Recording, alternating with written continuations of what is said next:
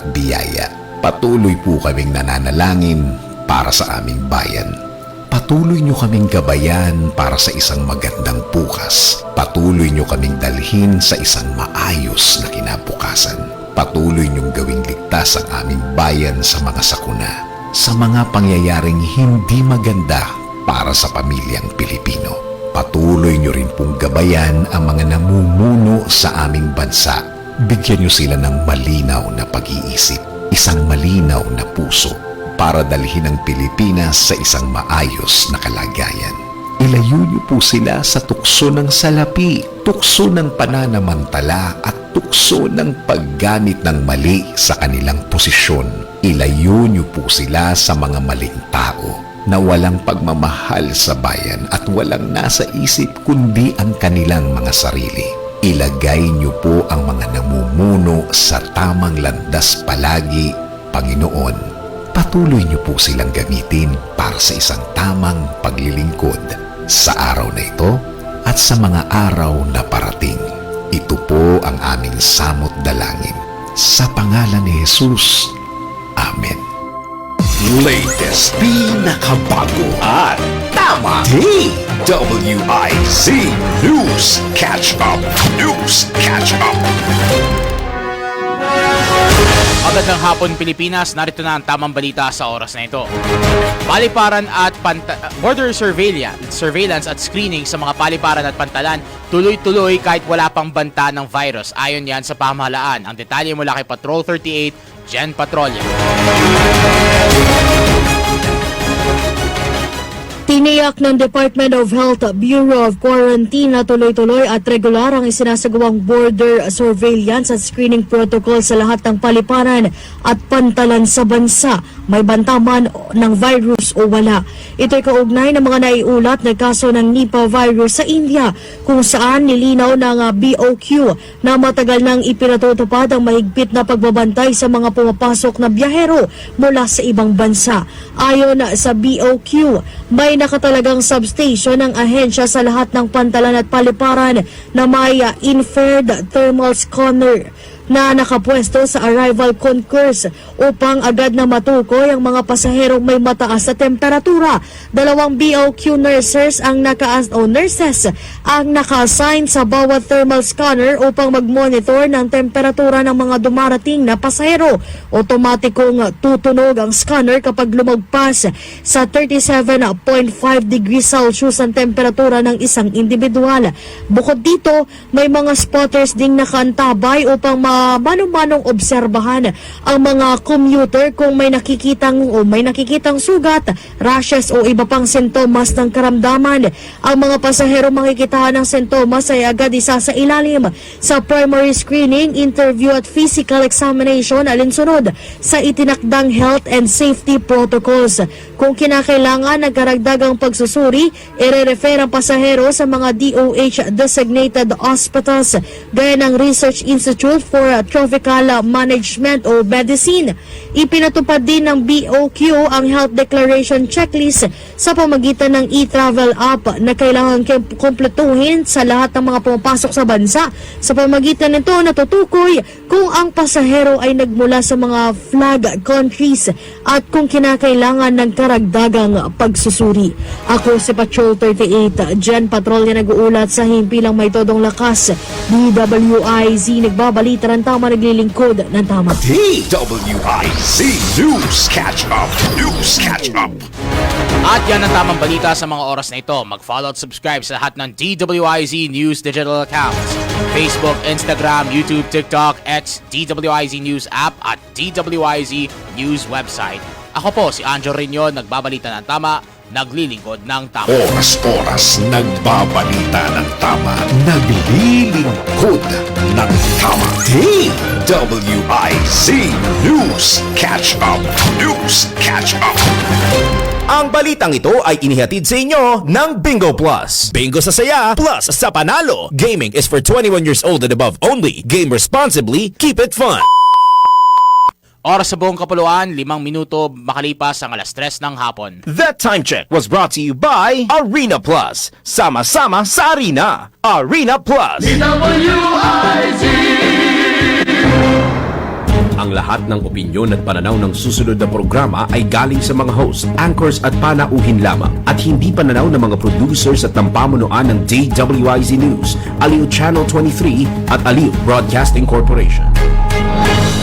Nakaaway mo ba ang boss mo dahil sa isang bagay na work-related? May issue ka ba sa kumpanya na work-related at di mo alam paano i-handle? Kung problema mo ay work-related, kinig, nood at follow na sa DWIZ Work-Related. Kasama ang motivational speaker ng Pilipinas, si Lloyd Luna at ang kanyang mga expert na mga bisita sa DWIZ, Sabado, 3 p.m. Welcome sa isa na namang nakaka-inspire at kapaki-pakinabang na episode ng Work-Related, ang programang hindi lang tungkol sa trabaho kundi pati na rin sa paglagot, pagunlad at tagumpay ng bawat isa sa ating workplace at personal life. Ako po si Lloyd Luna, ang inyong kaagapay sa mga usapang or usaping professional at personal growth. Makinig at manood sa DWIZ 882 AM, sa Metro at Mega Manila, DWIC News FM, sa ating mga regional stations, at of course sa DWIC News TV sa Digital Free TV. At syempre, meron din tayo sa online You go to www.dwizam.com at kung meron pa kayong storage sa inyong phone, mag-download ng DWIC app sa iOS at Android. Facebook namin, DWIC 882 at sa YouTube, DWIC 882. Na huwag palampasin ang pagkakataon na makisali. I-like, i-follow, mag-subscribe at i-share or mag-comment ang inyong mga reactions at mga katanungan sa ating episode. Bago natin simulan ng isang episode ngayong araw, saglit muna nating balikan ang ilan sa mga highlights at mahalagang pinag-usapan kasama ang ating mga naging bisita dito sa Work-Related. Sa harap ng inflation, market shifts at bagong technologies, mahalagang alamin or alam ng mga negosyo kung paano makiayon at mag-adapt. Ibinahagi ni Edmund Lee, President at Managing Director ng C3 Weighing Services Incorporated, ang ilang tips kung paano mananatili or nananatiling relevant at matatag ang isang negosyo sa gitna ng economic developments. We always have to be prepared. Good times or bad times, we always have to be prepared. What I'm doing is more sa interior products. So sometimes, may konting lull. May konting lull. Minsan, if the condos are nagtatayuan ng mga condos, hindi pa namin ma-fulfill because we come in like 1.5 to 2 years later pa. So, minsan makikita mo sa mga nagsasalita mga economists na business is slowing down, but we're actually moving. Kasi kino-cover pa namin yung Yung mga naiwan dati. Yes, naiwan pa dati. Okay. So, we just have to be aware lang kung saan industry tayo para we can prepare properly. So interesting yun, yung lull. Kasi Yes. kung titingnan mo lang dito, mali nga naman yun, di ba? Kasi hindi yun yung isa sa, at least doon sa business mo. Right. Hindi yun yung nakikita mo ngayon. Yes. Kundi yun yung after pa, mayroon pang parang may delay. May delay. Because kailangan mo na itayo yung structure before we get into the picture. Oo. And sometimes kahit nakatayo na, may mga inaasikaso pa sila bago kanila tawagan. Correct. Adulting question. Kailangan nga ba dapat mag-resign sa trabaho? Kailan nga ba dapat mag-resign sa trabaho? Sige nga, yung tipong wala ka ng growth or hindi ka na nagja-jive sa culture ng team mo. Normal lang bang mag-isip na umalis? Sa aming kwentuhan, kasama si Jason Dumantay, Managing Director ng Dumantay Consulting, iniisa-isa niya kung kailan ba ito or kailan ba yung time para mag-move on for your career and mental health. One is if you're not learning. If you're stuck in a rut sa work mo at hindi ka na nag-grow, I think it's time to move on. But that is given kung ang gusto mo is matuto and Yes. the company or the organization does not allow you to do that. Quick-quit ka na. Also, if it's not, hindi ka na rin masaya, whether the culture is not for you, you're not a culture fit at hindi mo na kaya. Ako, I recommend for your mental health, just you can hindi mo naman death sentence ang trabaho natin kung talagang hindi mo siya gusto. You can find another company that will better suit your personality. Kasi sometimes minsan yung stress mo hindi sa trabaho sa environment mo rin. O katrabaho. Yung Mga katrabaho, ha? Yung seriously, yeah. So, kung di ka na rin masaya and the culture doesn't fit your personality, I recommend you find another company that better suits your personality and will be more amicable to how you work. Siguro, and last, if I always believe that you should always be loyal to yourself. Yun nga, yung goal mo, ano yung gusto mo ma-achieve sa buhay, you should always be following your dream. So, always find the next step to achieve your dream. Parang dapat naka-align yung ginagawa mo sa talaga pangarap mo na mangyari sa buhay mo. Yeah. Makakasama natin ngayong araw si Dale Joy Ribuana, isang business owner, motivational speaker at career and leadership mentor. Joy, thank you so much for coming to the show. Thank you, Lloyd. Thank you for inviting me here. I hope I got the name right. Yes, Adele. So kasi yan, Eduardo Dalisay. Oh, that's why. Combination. Oh, sino nakaisip? Yung parents ko, kasi ako yung first in the family. All right, good. So, tell me what keeps you busy right now? What keeps me busy? A lot. So right now, I'm in the corporate, doing some management accounting, tsaka training, madaming comms and change management. At the same time, I'm running my business in parallel. Ito yung Fulfillment Club. Okay, so dalawa. Pag-usapan natin yung career mo. As someone who is working for an international company, so walk me through anong dynamics ng work mo dyan? Okay, so it's a mix. I can say that right now, yung corporate world is like a playground. Kasi right now, I do communications. I do change management. So somehow, promoting all the activities that we're having in our department. At the same time, kasi multinational company siya, I do also global job. So that means, lahat ng mga countries I put together in terms of what we have to announce. Yung mga initiatives namin, projects, mga ganyan. So that would be in Barcelona, Gdansk, Poland, different countries. So nag-i-start ang ganyan, paano ka napapasok sa ganyan? Paano ka napapasok sa roll course doon sa company? Yeah, parang plano ko Alam mo pumasok? Papasok sana ako. So walk me through. Paano ba? So in the company, because I initially started as an accountant. Okay? CPA? Yes, Certified Public Accountant. But I didn't lean towards yung pagiging accountant ko. I did internal audit. Okay. So parang I'm following the lines or yung experience ko. So I came into this company as an internal auditor. Okay. Or doing some audit stuff. Tapos, I find myself enjoying talking. Okay. So, napunta ako sa HR. So, imagine from CPA, I moved to HROP, Human Resources Operations. Pero you did the internal audit first. During the job, saka ka ingay. Oo, parang ikaw, di ba? Idol kita eh. Kaya nga, dyan ang punta ko Di ba? So, gano'n. Pero it's not really internal audit in particular. Audit of like, mga reimbursements. Doon sa department. Okay. So ano yung mga instances na nag-ingay ka at paano? Saka, do you discover it like you feel like doing it na in the process? No. It's just like discovering things because you try to assign yourself sa mga roles na yun. So you try what's good for you, what you enjoy, what don't enjoy, tapos biglang you go towards what you enjoy. So with me, initially, so finance, audit, doing the reimbursements, pero I saw myself also talking to people, even in I was in the audit. Tapos, of course, in the corporate, you attend trainings, di ba? So, doing trainings, nakita ko na nangingialam ako sa mga training programs. Okay. I was keen on, dapat ito gawin natin, ganyan. Kasi I was looking at the audience. Some of the participants, they were not keen dun sa topic. So, until they already got me as part of the task force of reviewing yung mga training programs. So, hindi ka napunta sa trouble by pakikialam like... Hindi. They appreciated my inputs. As far as I know, o baka self-proclamation lang to. Baka naman ikaw lang yung nakakaalam na na-appreciate. Oo, di ba? Wala lang silang Inassume choice. ko lang. And then they said, kesa mainis tayo dito ka na sa training. Sige, sama na natin. Oo. But I mean, seriously, is it part of maybe the culture of the company na welcoming sila sa ideas? Yes, Or... yes. That's why I said, this company that I'm with, it's like my playground. So kung ano yung kaya mong i-offer in this company, they're all welcome. It doesn't have to be a structured one. Like, kunwari, they didn't say like, ikaw, certified public accountant ka. You cannot be in HR.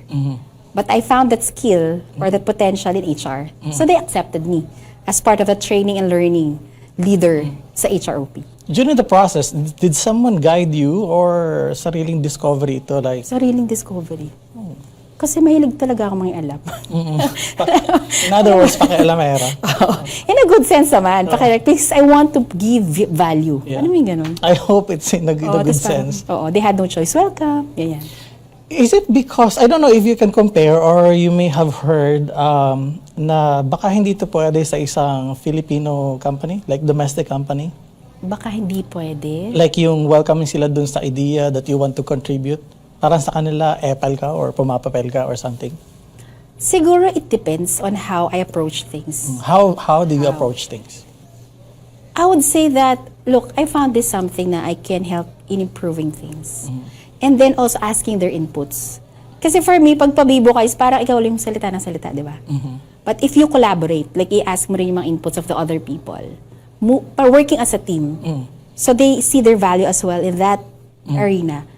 So I think it's not feeling like pabibo ka kasi you highlight also their potentials. Right. So it means that what you're trying to do is to just let it out, be open. And then value the people around you. So hindi yung parang binubulldoze mo sila. Like, tabi kayo dyan. Eto na, here I come. Hindi. Ako to. Actually, the other thing is, you put them on the spotlight. Tapos you just support them. Just provide your inputs. Alright. Okay. So, has this something to do with the way our minds are programmed? Our minds are programmed. Like, parang yung strategy mo kasi hindi siya may isip ng ordinaryong And the tao. basic, I think, my consideration is how I should treat people and how I should be treated. Diba? Parang the golden rule. So if you're in the, nasa meeting ka, you want to be appreciated, you want to be seen, you want to be valued. So it's the same thing I do with other people. Ganun siya. So yun yung basic. Do you get the training for coming up with this kind of skill? Training. So in terms of training, because I just took my NLP certification. So NLP is... Neuro-linguistic programming Right. certification. It talks about how the subconscious mind works. But you've been doing this before you even enrolled in the program. So I'm saying is how do you develop or get the skill? Reading people, maybe the situation, and how you can get in na parang list yung resistance. Siguro it's a matter of experience when I was internal audit, because when you're in audit, you talk to different people, different personalities. So I had my fair share also of the challenges. Alam mo yung tipong masisigawan ka. Kasi, kasi ni-instorbo mo yung process nila or department nila, you ask a lot of documents. Tapos isipin mo, bakit kaya? Bakit kaya sila gano'n? Maybe because they're busy. So I put myself in their shoe. Ang dami kong ginagawa. This is somebody very eager to get some documents. So at the basic, you empathize with people. But how do you do that when in fact your work is really asking for that? I mean, yun yung requirement kailangan mo silang i-disturb somehow because you need the document. So being clear as well with the hat that I'm using.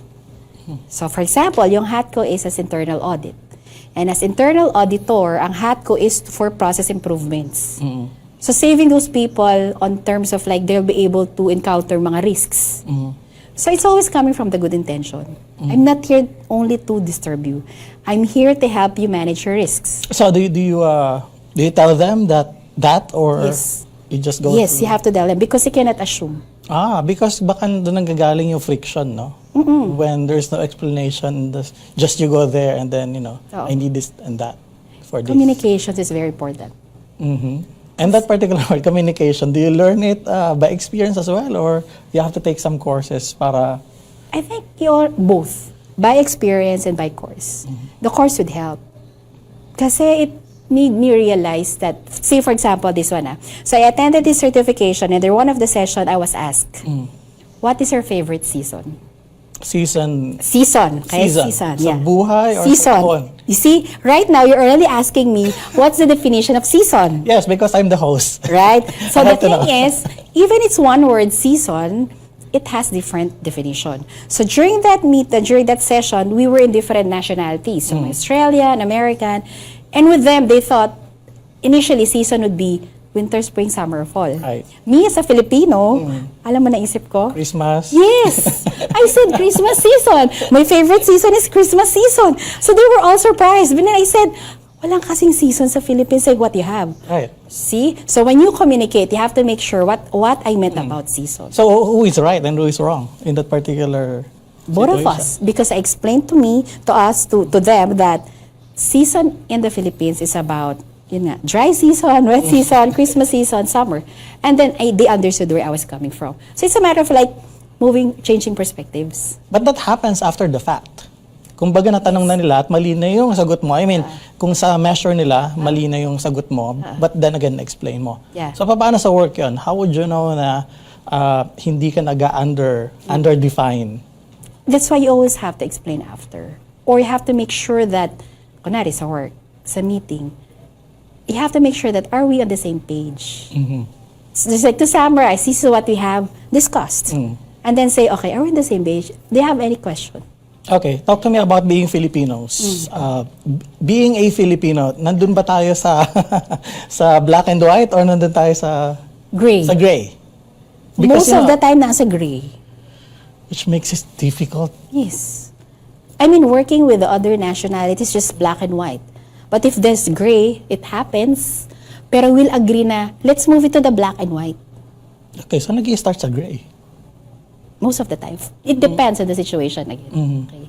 Kasi hindi naman about the nationality as well. It's the mindset of the people. Yun na nga eh. Behavior. So I'm starting to think behavior, maybe culture, Yes, yes. what puts us here, what makes us who we are. So kailangan on the go, malinaw na kagad. Otherwise, moving forward, Yes. malabo. Yes. So yun yung challenge sa... Yes. But that happens in general matter, di ba? But kasi it's not a human behavior or human nature na laging kini-clear out things at the beginning. Kaya nga nagkakaroon ng miscommunication, di ba? Misunderstanding. Right. Why is that? Why is that? Because we assume things.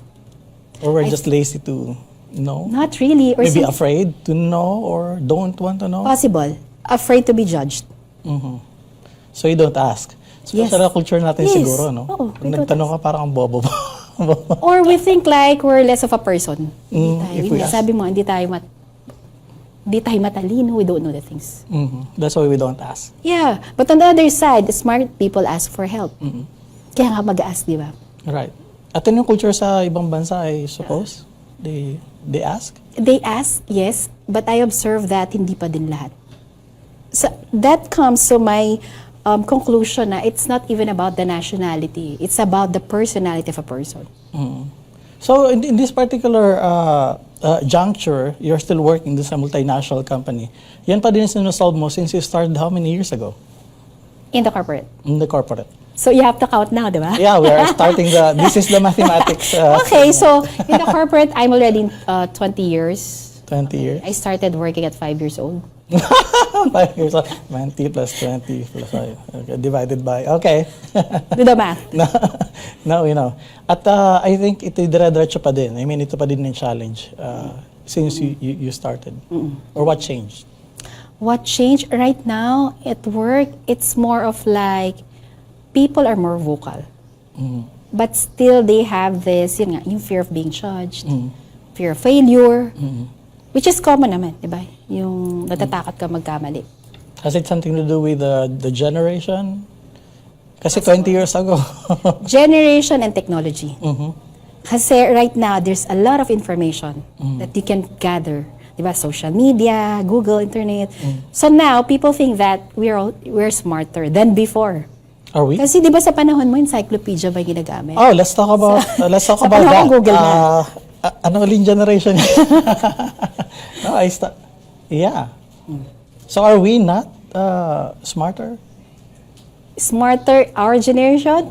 I can say our generation is more resilient. Okay. Talk to me about resiliency kasi hindi nila sinasabi ng iba na being resilient is not always good. It's not always good. In what sense? I don't know. Sabi nila kasi hindi dapat hindi ka resilient because somehow you allow things to just happen and you just parang masanay ka nag-stand still because you can withstand anything and everything. So you just stay there.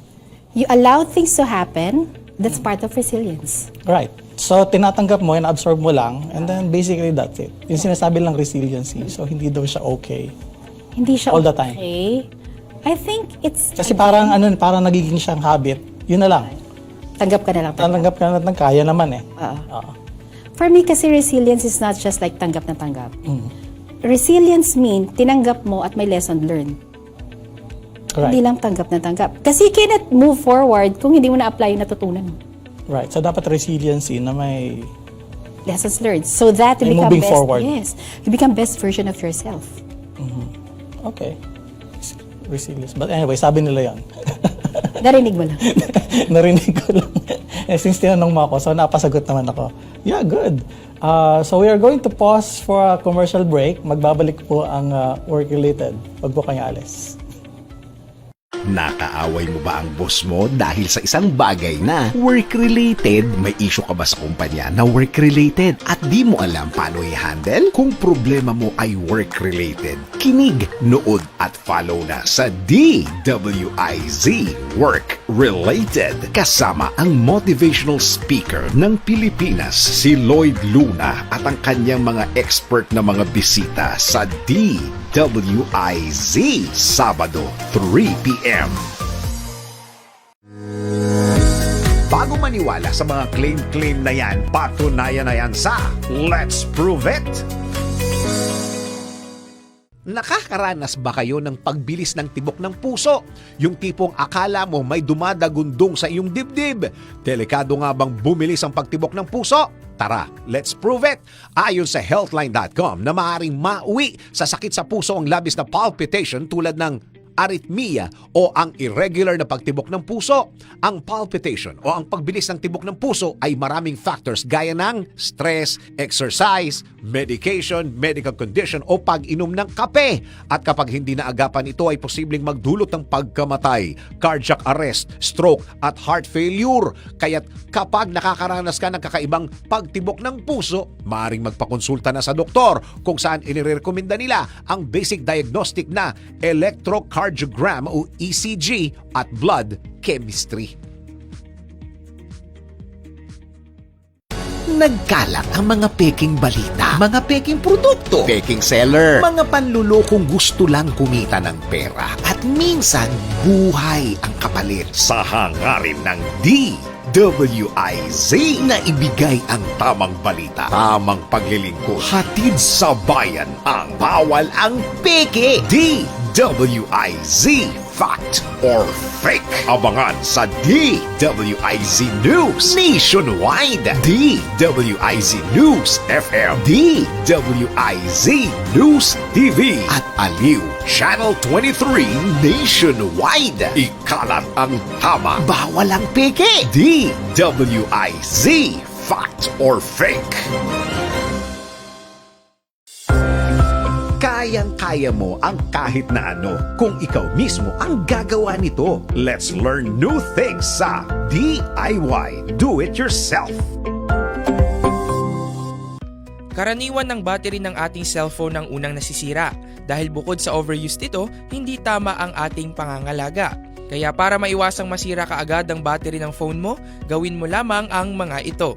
Una, iwasan ng pag-overcharge. Kahit may built-in protection na ang mga phone ngayon, mas mainam na alamin pa rin ang limitasyon ng iyong device. Ikalawa, subukang gumamit ng adaptive brightness. Makatutulong ito upang mapanatili ang optimal battery consumption.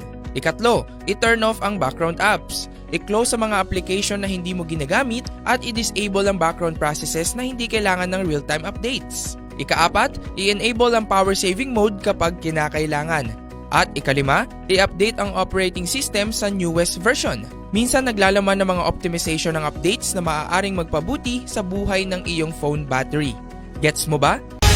Latest, pinakabago at tama. DWIZ News Catch Up. News Catch Up.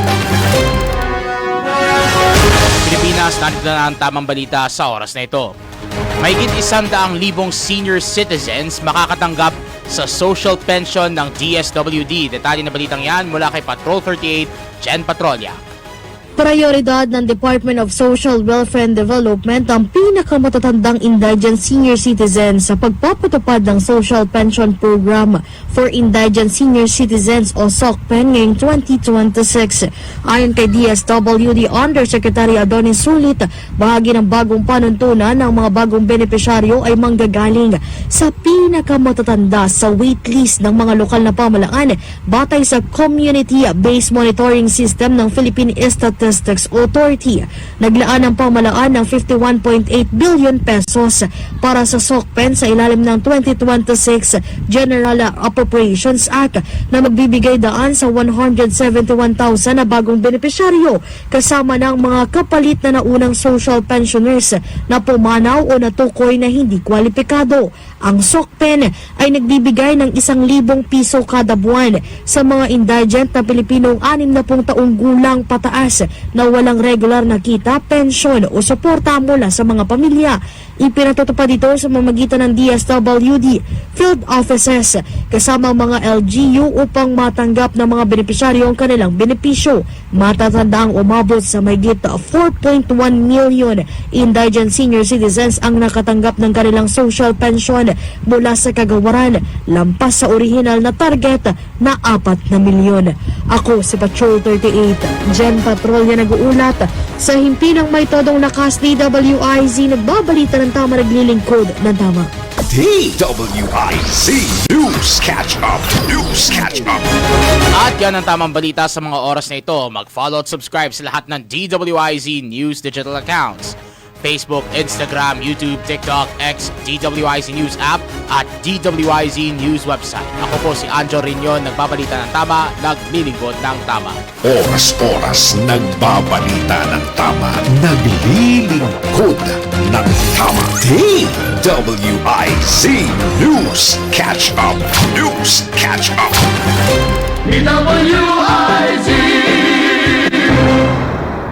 Away mo ba ang boss mo dahil sa isang bagay na work-related? May issue ka ba sa kumpanya na work-related at di mo alam paano i-handle? Kung problema mo ay work-related, kinig, nood at follow na sa DWIZ Work-Related. Kasama ang motivational speaker ng Pilipinas, si Lloyd Luna, at ang kanyang mga expert na mga bisita sa DWIZ Sabado 3 p.m. Alright, mga katrabaho, work-related na naman. Itutuloy natin ang usapan kasama si Joy. Okay, so corporate life, you have been there for more than 2 decades. XXX years. And you made mention of the business running parallel. So talk to me about the business Fulfillment Club. Fulfillment Club. And the spelling is not the usual, Right. the correct spelling. So the spelling of my name is Full, full, and then feel, Feel, like how you feel, and then meant, like meaning, meant. So Fulfillment Club. Because the belief of the company is like, you feel full when you do things that you're meant to do in life. Okay. Somehow like finding your purpose. So for this business, it talks about consulting, training, mind wellness, coaching, yan, mga ganyan. How do you get the idea that, you know, business would be a good option? Business, time? in particular for this consulting or business in general? I mean, this particular consulting. Like, how do you come up with an idea? You're working, is it because you're looking for something in someplace else or something else to do, or? Because I want to have a bigger influence outside the corporate world. For me, corporate is just like this. So when I grow out of that and make my own business, so mas malaki yung mga taong mahihelp ko. So in the corporate kasi I do coaching also, career coaching. But I cannot do that outside if I cannot run the business, or I have friends who run to me about that. So syempre on the profit side, di ba? On the kailangan we have to run as well, like get something from it, get profit from it. So yun, so coming for that experience, so there are people who would be needing coaching. Especially now, di ba, depression, anxiety, a lot of things, yung mga concern in terms of wellness, mind wellness. So that's the reason why I put up this. I wanted to be one of like instruments na I can guide people. But coaching, how does people appreciate? I mean, do people really appreciate coaching here? Like, it can be a profitable. here in the Philippines, somehow, di ba, compared abroad, it's kind of like a taboo still. But not as a taboo compared before. Kasi right now, di ba, yung wellness concern natin, it's like just like addressing yung brain as part of an organ, ganun.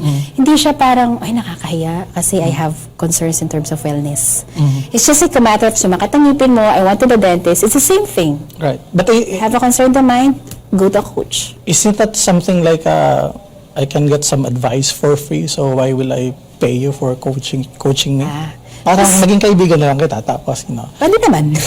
But I can coach you. But we're talking about profitability sa business, so hindi siya magiging profitable kung... Okay, with me, it depends again. So, because, not everybody, I mean, real talk, not everybody can pay. Not everybody can pay. Don't look at me like that. Yes. But some can pay. Some can pay. Yeah. Okay. So, doon ako nag-a-adjust. At the end, I still want to help. Yun lang. Okay, I want to help people. So, in terms of coaching, it's just I give you advice. Ang coaching is I help you go achieve your goal. Tapos I help you remove the hindrances. Which stops you from achieving your goal. Ganun siya. Ikaw rin mag-help sa sarili mo. Most based on experience internally, I mean in the corporate doing the coaching, not just here but also abroad. Is there something that is common among these people that you're helping? Ano yung if you're going to rank? Ano yung number one na Hindrance? or Fear of failure and fear of being judged. wow. They don't want to move forward because of that. So imagine, di ba, this is like your present state, this is the future state, this is your goal, ito yung harang. So para may bridge na harang. So this one, ito yung nagbe-block, and I said, fear of being judged, fear of failure, fear of committing mistakes. This is as old as time. Yung fear of failure or being judged. And you're coaching anong level to sa management? Iba-iba. Iba-iba. All aspects, yeah, all levels. So pati yung upper Yes, middle? yes. And you're telling me na kahit nandun na sila sa upper management, they still Yes. fear Yes. of being judged? Yes, iba-ibang levels lang. Or iba-ibang concerns. That's interesting. Kasi the basic, we're still all human beings. Kahit na iba-iba ang level natin. Again, we still want to be seen, loved, appreciated. So how do you address that? I mean, if I'm in the upper management and I approach you and say, I'm afraid that baka hindi ko ma-achieve ito, and then, ma-judge ako na I'm incompetent or whatnot. So I What have do you this tell me? process. I have to tell the basics. So I'm going to the technicalities of NLP right now, okay? First, I have to understand what happened in your childhood. Really? Yeah. As far as that? Yeah. Oh gosh. Because there might be some traumas that happened in your childhood that can affect your behavior now. Or the way you see things. And you did not see it or feel it or you did not know about it. Hindi ka conscious doon sa process bago ka makarating sa... That's why NLP addresses the subconscious mind. Oh, okay. Because those things that you're conscious about, baka hindi ito yung mga bagay na naghihinder sa'yo. So you have to dig deeper to your subconscious mind to know what happened in the past. Do you heal it or is it just enough for me to know or be aware about it? Yes. It's You heal it? yes. Oh. When you're aware Dr. Joy about it, Bueno. Kaya pala yung suot niya. di ba? So if you're aware of what happened with you in the past and you're able to accept it, yun na, parang, okay, I can move forward. Ano yan? May session that you Yes. need to... Yes. Dun sa healing part? Yes. So, as you said, doctor, di ba? So, you consult me, you do the diagnosis, tell me completely what happened, so I can see masakit pala yung ulo mo, I can give you paracetamol. Hindi pala, masakit pala yung tiyan nyo. Right. I can give you loperamide, para ganyan. So, it depends on our consultation, kung ano yung bibigay ko. But this one, it's not the medicine. Right. May mga leaders Rules. may mga leaders ba or clients na parang nasa denial stage pa din after 20, 30, 40 years. Denial station. Denial meaning i-deny ka niya for doing what you're doing because okay. I have to protect something. Yeah. I don't want to admit na may nangyari sa akin during my childhood days. At the start of the session, I have to ask, do you have the desire to achieve this goal? The answer is yes, definitely. That's why I enrolled. Yes. So if you have the desire, you have to let go of the denial. Okay. Pero may mga client na somewhere along the way ba, they snap and then, wag na, hindi ko natutuloy ito. It happens.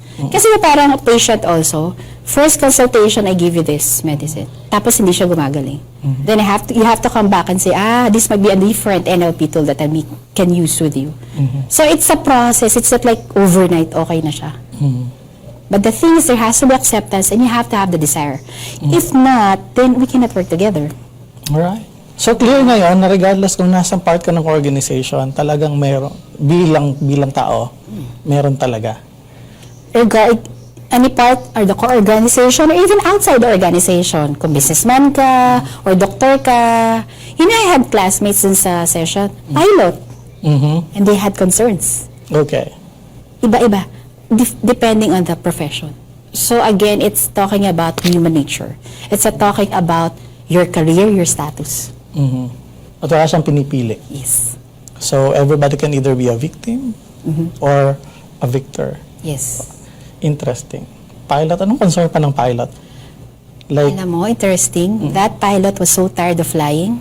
gosh, I don't want to fly. Diba? Even if like they're earning. kung yun yung piloto ko. He wanted to move to running a business. And you know anong business niya? Bread business. Bread. Bread. From pilot Yes. to bread. Yes. Di ba masa-surprise ka? You might think of like aeronautics, mga ganyan din. And it was because he had no time for his family. Right. I assume. Dahil sa So, trabaho. iba-iba kasi ito. Oo. And yun yung tinatry niyang intindihin during the session. Kaya siya nandun sa ganong klaseng program. Yes. Some people, classmates I have, like mga yoga. Ano naman. So, or may people who would be owning some gym. How would they coach naman yung mga customers nila or clients nila? Oh, interesting. Iba-iba. Iba-iba. And putting this up, this kind of business consulting, coaching, how do you intend to level it up? Like in terms of customers and kukuha ng client, may... So, widening my network right now and then getting more experience. Ngayon kasi, like, I do pro bono. So, that means, you're welcome. Okay, thank you. Thank you. Diba? So, of course, upskilling my skill. Diba? Medyo, siya, ulit. And then, I have some clients, like, kunwari mga 1-year contract, ganyan. I do consultancy, process improvements, culture building. That's how I do it right now. Gosh, talk to me about culture building because this is definitely this is something that is not going to happen like 1, 2, 3, 4 sessions. You need like an entire year or multiple years. Yes. So culture building is like asking the client, ano ba yung values that you want to integrate in your company? Do they know or no, the answer is no. So, hindi nila alam kung anong hinahanap nila or gusto nila. Yeah. That's where you come in? Yes. That's my role. But you don't have an idea, how we started, why we started it. That's why there's a Bigla kang papasok. discussion. Okay. So what's going on is a problem, di ba? Interesting, like, some people thought honesty and integrity are the same. Okay, they are not. They're not. Why? Because honesty is just like saying the being truthful. Okay? Totoo, saying what's true. Ang integrity is not. It's like doing things correctly without you being watched by other people. So integrity is like the overarching and then honesty is here. Right. So ito, dinidiscuss mo sa mga clients mo so that when they come up with the values and then we have the values, then they put up the culture. Pero halimbawa, for a small company that's been there for like 20, 30 years, so you come in and then you talk about these things. Yes. So they can come up. Kasi marami pa din nang wala silang mga vision, mission, statement. Yes. Right? And they even confuse anong vision, anong mission. Right, exactly. And sometimes meron sila pero they nakahang lang. Yes. Nakahang lang. Pinagpapalit nila yung mission nila sa vision. So for someone who is confused about vision, mission, I mean, in a very broad stroke, ano yung difference nitong mission? Thank you! So vision is your future. What do you want to be? Okay. Diba? Say for example, in 20 years time, my fulfillment club should be an international well-known company. That's my vision. Okay. The mission. Mission is what I'm doing right now. My mission is to coach people achieve their goal removing that hindrance, knowing where their state right now is, and then finding that ultimate, let's say, mind wellness that they have. How important are That's these? my mission. How important are these two things? Kasi minsan parang ino-overlook nila, like pampaganda lang siya or for the sake na meron lang. And then also, I have seen a lot of vision and mission statements na para silang, Napaka-skill lang, diba? saka na siya, summary. Yes. Like ang haba-haba, wala ka nang natandaan. And come to think, pag tatanungin mo yung empleyado, hindi nila alam ang mission vision nila. Hindi nila memorize. Right. They don't put it by heart. So, what's your question again? Iyon, I mean, how important, bunto ko na rin makalimutan. How important are these two things? How important? What is the most important thing is your vision. It's like, buying a ticket sa MRT. Tatanungin ka, Lloyd, saan ka pupunta? And then you say, kahit saan na lang. So yung vendor of the ticket and the MRT cannot give you the ticket because you don't know destination, and that's the vision. In my defense, meron akong beep cards, so you don't have to ask me. So what is important is the vision first, your destination. And why do you think do some company owners or management they don't even bother to look at that and say, this is really important. As someone working for this company or with the company, this is important. Yes. Why are they not doing it? Some companies kasi, they are already earning. Okay. Okay? Earn. And then along the way, they will be having problems already in terms of how they lead people or how they handle people. So, then there's come a time that they would see, hindi pala sustainable yung ginagawa namin. Hindi pala siya earn lang. They realize, where are we now? Hindi nila they put on track, hindi nila, are we on track? And then they call me na. Alright. Or alam pa ba ng mga tao namin kung ano yung mission talaga namin? Yes, they're losing people, high attrition, ganyan. Saka yung values that glue them together. Yes. Because glue them together. That's the term? Yes. Oo. Kasi pag wala yun, di wala mag-glue. Patak-patak. Right. So they may be earning because they have contracts here and there. But you are telling me sustainability ngayon na magiging issue because simply it will not last. Yes. And when say they're earning, they could have earned more. Oh. Kasi alam nila. Kasi some companies, they're bleeding money. Kahit nag-earn sila. Yeah, and they don't know that. They know. And You then know they're bleeding? Yeah. They know and they realize what's missing. And then I come into the picture and say, what's missing? Because your vision is not clear. Your mission is not clear. People don't know it. Yeah. And then you could, sabi nga, you have earned more. Sayang yung money na lumabas. Di sana napakinabangan na lang mga empleyado. Correct. And karamihan ng mga tao really have to be abreast dito sa mission, vision, statement, and values. Otherwise, they are just there for what? Work. It's like, para saan ka bumabangon in the morning? Right. Kung even natulog ka. Oo, ang tanong is natulog ka muna. Di ba? So be it in the corporate, be it in the business, be it as an individual, dapat pagising mo, alam mo ba't ka gumigising. Curious ako, because you've been in the corporate world for, again, long. Don't emphasize the obvious. long time. May mga boss ka, may mga bosses ka, di ba? Okay. And hindi lang sila bosses. They come from different culture, different countries, and all. Napagalitan ka na? Oo. May principles always na din ako. For something that like expo up. Okay. So how do you handle the heat at the moment? Like principal's office. Okay. Pinatawag. Okay. And then, how do you? So I ask, anong concern? Okay. You are probably not doing it that way. Ganyan? What's the concern? Kasi what's the agenda for the meeting?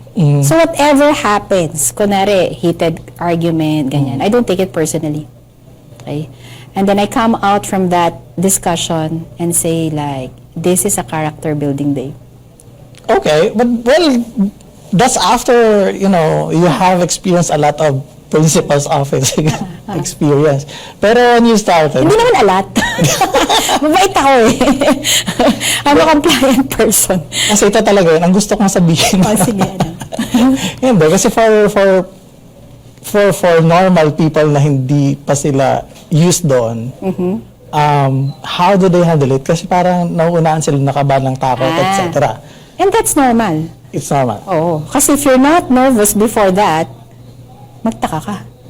Kasi that's normal, reaction, diba? Pag pinatawag ka. Okay? Pero for me, it's always coming from what happened. And then again, empathizing. Kung kunwari ikaw yung boss ko, nagagalit ka sa akin. Empathizing and putting myself in your shoe. Bakit ka nagagalit sa akin? Because it's always like this. Everybody, like every behavior has a good intention. Okay. So kahit galit ka sa akin, alam ko may good intention. Totoo ba? Yeah. Ba't yung mga boss na basta nagagalit lang? Maybe moody lang or mayroong problema sa bahay. So, Yeah. how So, do you... good intention meaning not for me, but for you. Maybe the basic, kaya ka nagagalit because you want to clear things out or concerned ka sa career mo. Kaya nagagalit sa akin kasi affected yung rating mo. So that's a good intention for you. Okay, for me. Yeah. But not for you. No. Basically. Yes. Oo. Ganun. So ngayon, collateral damage ka. Somehow. Somehow, I mean, yes. Nadamay ka doon sa good intention ko for myself. And now I'm becoming self-centered. Right. And then me understanding you. Right. So now when you understand me that I'm doing this for me, or maybe Yeah. I'm doing this for me, dun ka ngayon magkakalculate ng response like, Yes. How can I support you? okay. But I'm not going to tell you na this is for me kaya kita pinagagalitan para sa... You don't even know that it's for you sometimes. Okay. So kung ikaw yung empleyado na papagalitan, kailangan mo medyo lawakan pala yung yung pag-iisip mo. Like be the bigger person. Wow, how do you do it when you want me to be a bigger person, pero wala ako sa position na malaki. I mean, nandito lang ako. Ano lang? Maliit, minimum wage earner. That for me is something like, paano meron bang ganon? Minimum wage earner. Normal, regular na empleyado, or siguro contractual pa nga. And then they play the bigger guy kind of stuff. Yes. Again, it's not about the status. It's about the mindset of people. So it's not about minimum earner, di ba, ganyan. It's how you behave, it's how you react. Kasi parang, Kasi magugulat ka pa nga, di ba? kasi normally, naka-tie siya doon sa, what am I getting and Yeah. who I am. So yun yung sinusolve mo. Oo. Sige. So kung marami ka pang gustong sabihin na wala na tayong time, talk to the audience and say, habang libre ka pa, Okay. they can message you somewhere, someplace. Yes, so you can reach out to me, Fulfillment Club. So that's my Instagram and also that's my Facebook account. Okay? And then you can also email me at lens.lensurbeno@gmail.com. For those people who be needing some consultancy or coaching, okay, I'm here to help you. Okay? In terms of rates, we can talk about that. Because at the beginning or at the onset, I just want to help people. Alright. When I help people, I upskill myself. Thank you so much for your time. Appreciate it. Thank you, Lloyd. So panagtatapos ng programang Work Related, samahan niyo po kami muli sa mga susunod na episodes, mapapanood at mapapakinggan ng Work Related sa DWIC 82, DWIC News TV at sa ating mga social media platforms via live streaming. Ako po si Lloyd Luna. Maraming salamat. Nakaaway mo ba ang boss mo dahil sa isang bagay na work-related? May issue ka ba sa kumpanya na work-related at di mo alam paano i-handle? Kung problema mo ay work-related, kinig, nood at follow na sa DWIZ Work Related. Kasama ang motivational speaker ng Pilipinas, si Lloyd Luna at ang kanyang mga expert na mga bisita sa DWIZ Sabado 3 p.m. Huwag papayag na wala kang alam sa balita. Maiiwan ka niyan. Huwag kang papayag na hindi mo alam ang latest. Ma-out of place ka niyan.